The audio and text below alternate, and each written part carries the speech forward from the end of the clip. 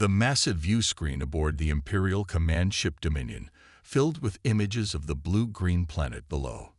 Admiral Corax's crystalline eyes narrowed as he studied Earth's continents, his scaled fingers drumming against the polished obsidian of his command chair. After conquering 17 worlds for the Galactic Empire, he had expected this primitive backwater to be simple prey. Now he wasn't so certain. "My lord," Lieutenant Venna's melodic voice carried across the bridge. "We're detecting unusual energy signatures from the planet's surface. Their technology appears to be advancing rapidly." Corax rose from his chair, his towering frame casting a shadow across the bridge crew.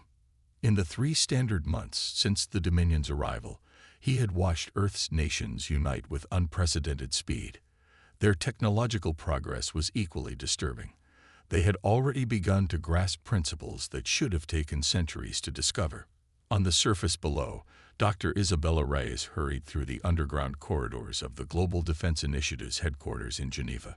The clicking of her boots against polished concrete echoed off stark walls as she clutched a tablet containing data that could change everything.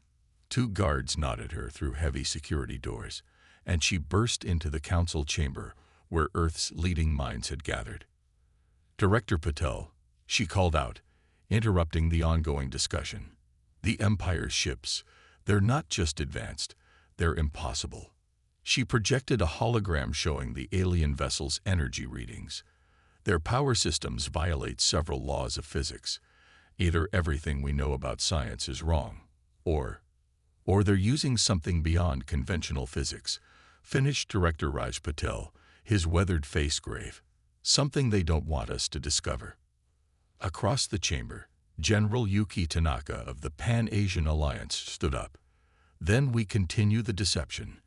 Let them think we're still struggling with basic fusion power while our real projects continue." She turned to the assembled leaders. "The Empire believes they're watching a primitive species take its first stumbling steps into space. They have no idea what we found in the Antarctic ruins." Meanwhile, in a small village outside Nairobi, 16-year-old Jabari Okoro watched the alien ships glinting in the evening sky. Unlike most, he could see past their cloaking technology, had been able to sense the day the first ship arrived. The same day the ancient symbols on his grandmother's necklace had begun to glow. Aboard the Dominion, Admiral Corax received a priority transmission from the Empire's capital. The Emperor's hologram materialized, its crystalline form towering over him. "The humans are hiding something, Corax. Their resistance to our cultural exchange program is unprecedented. No species has ever detected our mind influence field before, let alone developed countermeasures. My Emperor, I recommend we accelerate our plans. The longer we wait." "Agreed. Initiate subjugation protocols." "But Corax," the Emperor's form flickered, "do not underestimate these humans. There is something different about them, something ancient." Back in Geneva, Dr. Rice worked through the night, analyzing data from the Antarctic site. The symbols there matched nothing in human history, yet they responded to human touch in ways that defied explanation. As she compared them to scans of the Empire's ships, her computer began highlighting impossible similarities. "Director," she whispered into her comm unit, "I think I know why they really came to Earth, and why they're so afraid of what we might discover." The next morning, Admiral Corax addressed Earth's United Council, his hologram projecting an image of benevolent wisdom. "We only wish to share our knowledge, to help humanity join the galactic community." Even as he spoke, his ships were moving into attack positions, but humanity was ready. In secret bunkers around the world, ancient machines were awakening. In villages and cities, people like Jabari were discovering abilities that had lain dormant for millennia. And in orbit, Earth's seemingly primitive satellites carried weapons reverse-engineered from technology that predated the Empire itself. The Empire had come to Earth expecting to find savages. Instead, they had stumbled upon the descendants of something far older and more powerful than they could imagine. As Corax gave his speech about peace and cooperation, Dr. Reyes made the final connections in her research. The Empire hadn't come to Earth to help humanity join the galaxy. They had come to prevent humanity from remembering that they had ruled it once before. The stage was set for a confrontation that would shake the foundations of galactic civilization. Humanity's lost heritage was awakening, and the Empire's greatest fear was about to be realized. Earth wasn't just another primitive world to be conquered. It was the ancient homeworld of those who had seeded the galaxy with life itself, and its children were finally coming home. The ancient chamber beneath Antarctica hummed with power as Dr. Isabella Reyes placed her palm against a crystalline pillar. Symbols flared to life, casting blue-white light across the assembled team of scientists and military leaders. Director Patel stood nearby, his breath misting in the cold air. "The Empire gave us 3 days to accept their protection," he said, watching the symbols pulse in response to human touch. 3 days before they claim they'll be forced to save us from ourselves. Dr. Reyes nodded, her eyes never leaving the complex patterns flowing beneath her palm. "They're terrified. Raj, these installations, they're not just scattered around Earth. They're on every planet the Empire has conquered. But they've only ever responded to human DNA." In orbit, aboard the Dominion, Admiral Corax received increasingly disturbing reports. His infiltration teams were disappearing without trace. Surveillance drones detected massive energy signatures from all 7 continents, yet human communication suggested they were still debating basic spaceflight concepts. "My lord," Lieutenant Venn approached, her silver scales reflecting the bridge's harsh lighting. "We've lost contact with our research base on Mars. The humans claim they have no presence there, but—" She hesitated. "Speak freely, Lieutenant." The base's final transmission showed human writing on the walls. Ancient script, identical to what we found on other conquered worlds. Script that appeared overnight. Corax's crystalline eyes narrowed. "Show me." In Nairobi, Jabari Okoro wasn't alone anymore. Others like him had emerged. People who could see through the Empire's illusions, who could understand the ancient language that now appeared in their dreams. His grandmother's necklace had led him to others, forming a network that stretched across continents. "We remember," they'd whispered in their secret meetings. "We remember the stars." The Global Defense Initiative's headquarters had expanded, spreading deep beneath Geneva's streets. General Tanaka stood before a wall of screens, watching as humanity's hidden fleet emerged from underwater bases and lunar caves. Ships built in secret, combining modern human innovation with recovered ancient technology. "The Empire thinks we're decades away from true spaceflight," she said to the assembled commanders.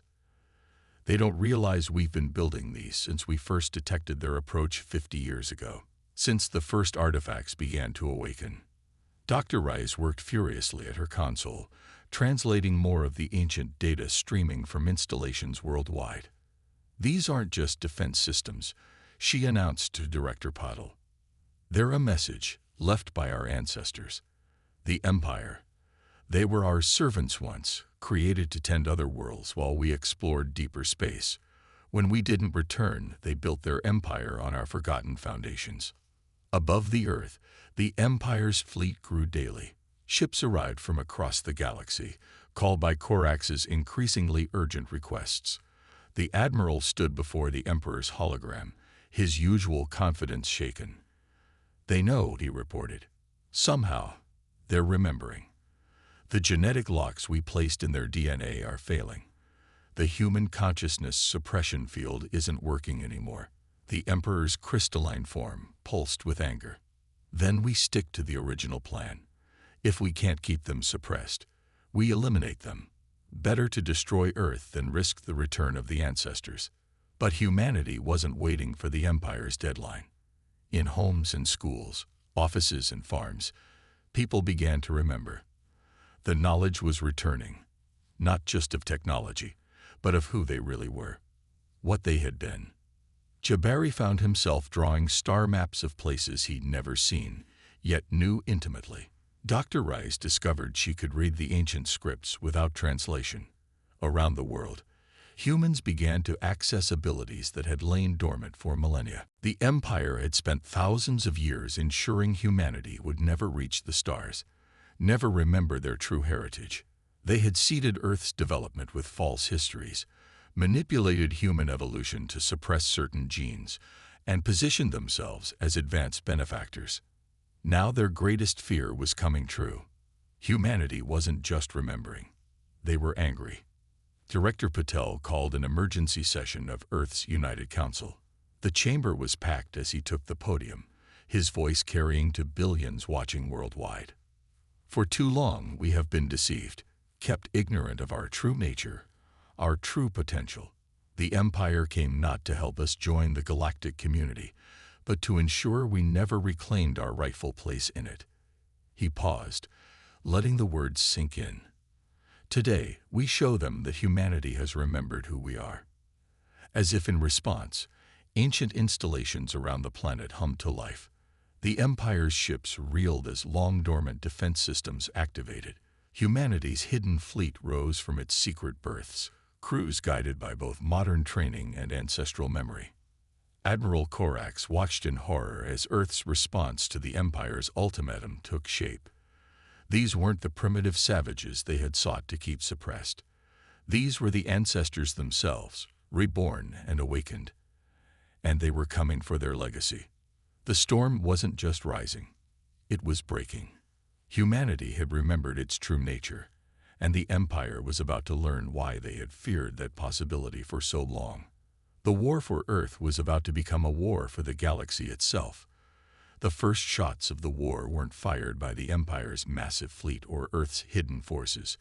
They came from Lieutenant Venna, who turned her weapon not on the humans, but on Admiral Corax's command console aboard the Dominion. "For too long we've lived with this lie," she declared, her silver scales gleaming as security drones surrounded her. "The Empire didn't uplift us. They enslaved us, twisted our bodies and minds to serve as their instruments against the ancestors."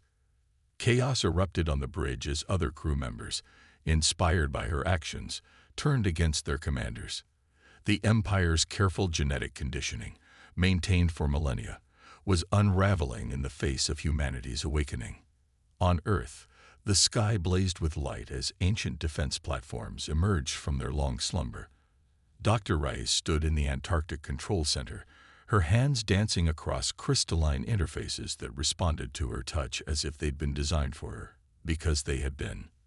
"The platforms are targeting Empire ships with specific genetic markers," she reported to Director Patel. "They're identifying which crews have broken free from Imperial control. The ancients built in safeguards to protect those they created. Across the globe, Jabari and others, like him, served as living conduits, their newly awakened abilities linking Earth's defensive networks." His grandmother's necklace pulsed in sync with similar artifacts worldwide, each one a key to unlocking more of humanity's forgotten legacy. The ships above, he shared through the psychic network that had formed among the awakened. Many of them want to help us. They remember who they were before the Empire rewrote their histories. General Tanaka coordinated Earth's military response from a mobile command center high in the Himalayas. The first wave of human ships rose from their hidden bases, their crews combining modern tactical training with recovered ancestral knowledge. "All ships, execute Operation Remembrance," she ordered. "And remember, many of those Empire vessels are crewed by potential allies. Disable when possible, destroy only when necessary." The battle that followed defied conventional military doctrine.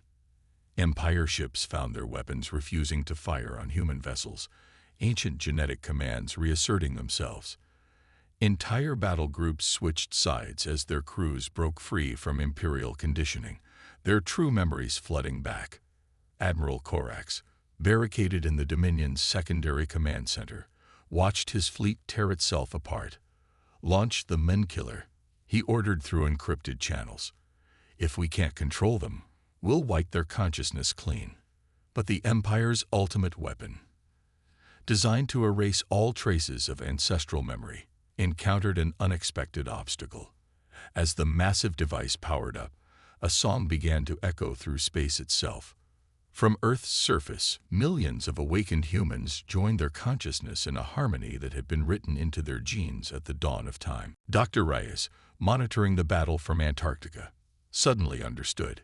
"It's not just a defense system," she gasped. "The entire planet is an instrument designed to wake us up, to help us remember. And now it's waking up everyone else too." The song spread through the Empire's fleet, breaking chains of genetic conditioning that had held entire species in check for thousands of years. Ships that had arrived as enemies found themselves responding to commands written in their very DNA, ancient protocols overriding Imperial control. Aboard the Dominion, Lieutenant Venna and her fellow rebels fought their way to the main bridge. The ship's internal defenses, responding to genetic markers in their cells, refused to target them. "We were created to help humanity explore the stars," she declared over the ship's communications, "not to enslave them or ourselves." The Empire's carefully constructed hierarchy crumbled in hours. Ships that had arrived as part of an overwhelming invasion force now moved to protect Earth, their crews awakening to their true purpose as guardians and companions to humanity's stellar journey. Jabari, his consciousness linked to thousands of others through the ancient network, felt the change rippling through space. "They're remembering," he shared. "All of them. Every species the Empire modified to serve them. They're remembering who they were meant to be." But Admiral Corax wasn't finished. As his fleet turned against him, he activated the Dominion's final protocol. The massive flagship began to transform, its structure reconfiguring into something that had been hidden within its design. "If we can't prevent the ancestors from returning," his voice boomed across all frequencies, "then we'll ensure there's nothing left for them to return to." The Dominion's new form cast a shadow over Earth, its weapons powering up to deliver a blow that would crack the planet itself. But Corax had forgotten something crucial. The ship, like everything else the Empire had built, was created using technology stolen from humanity's ancestors. Dr. Rice, deep in the Antarctic complex, smiled as ancient systems responded to her commands. "You used our technology to build your empire," she whispered. "Now watch what happens when we take it back." The battle for Earth's skies was about to enter its final phase, and the true extent of humanity's recovered legacy was about to be revealed. As the transformed Dominion loomed over Earth, Dr. Rice activated the final protocols in the Antarctic complex. The entire chamber hummed with power as ancient machinery, dormant for millennia, surged to life. All those years, she broadcast to the unified Earth Defense Network. The Empire thought they were watching us. But this planet, our home, it was watching them, learning, adapting. The ground began to tremble worldwide. What the Empire had thought were merely mountains and landmasses began to shift. Earth itself was transforming, revealing its true nature as the most sophisticated piece of ancestral technology ever created. Through the awakened network, Jabari felt the change in his very bones. The planet is alive. He shared through the psychic link. Not just alive, it's awakening. Director Patel and General Tanaka watched in awe as hidden structures emerged from every continent.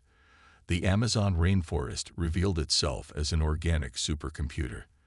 The Himalayas unfolded into a planetary shield array. The Pacific Ocean's depths lit up with energy matrices that had been gathering power for thousands of years. Admiral Corax's voice crackled through all communications channels, tinged with desperation. "You don't understand. The ancestors didn't just leave. They were driven away. There are things in the void that we were protecting the galaxy from," Dr. Rice completed, ancient memories flooding her consciousness. "The Empire didn't steal our technology. They stole our responsibility, our purpose." Lieutenant Venna and her fellow rebels, having secured the Dominion's secondary systems, watched in amazement as Earth's transformation revealed the true scope of ancestral engineering. "All this time," she whispered, "we thought we were the guardians. But we were just the caretakers until they returned." The final battle for Earth wasn't fought with weapons or ships. As the Dominion prepared to deliver its planet-killing strike, humanity didn't respond with force. Instead, they remembered.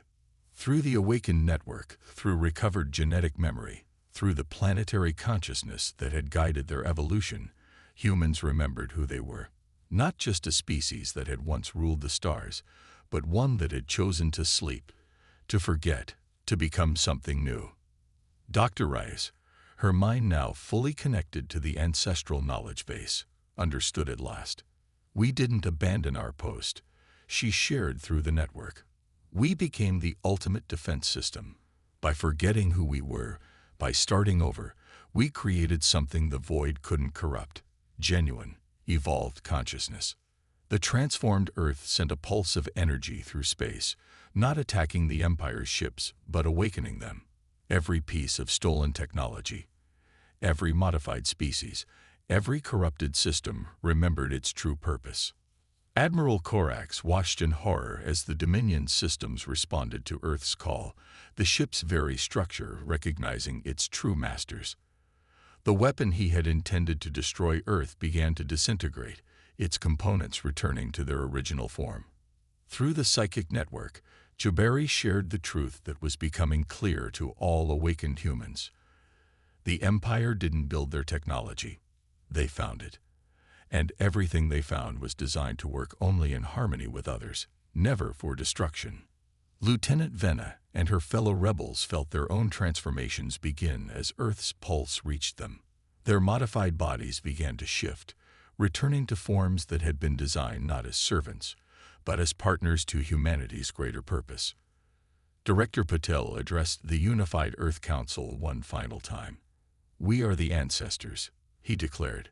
"Not just their descendants, but their purpose made manifest. We forgot so we could grow, learn, and become something new. And now we remember not just who we were, but who we are meant to be." The Empire's fleet, now transformed and awakened, took up protective positions around Earth, not as conquerors or servants, but as parts of a greater whole.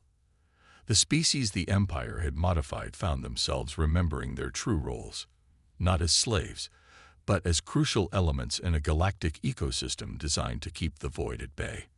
Admiral Corax, his ship and power crumbling around him, finally understood. The Empire hadn't prevented humanity's return to the stars.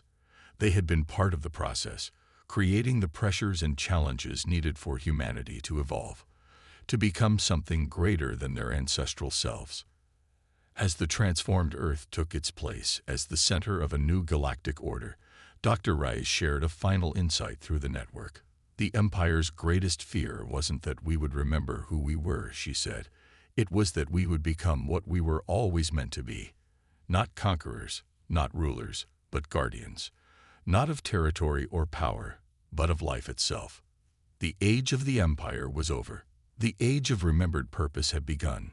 Humanity stood not as returning conquerors, but as awakened gardeners, ready to tend the cosmic garden their ancestors had planted. The stars welcomed them home, not as masters, but as caretakers of a legacy greater than empire, the legacy of life itself. Earth, no longer just a planet, but a beacon of awakened consciousness, pulsed with new life and purpose. The void that had threatened existence so long ago would find not a scattered empire, but a unified galaxy, guided by beings who had chosen to forget so they could truly learn to remember. The Empire had sought to prevent humanity's return to the stars. Instead, they had helped forge something entirely new, a humanity that had grown beyond the need for empire, ready to take up their true role as shepherds of life throughout the cosmos.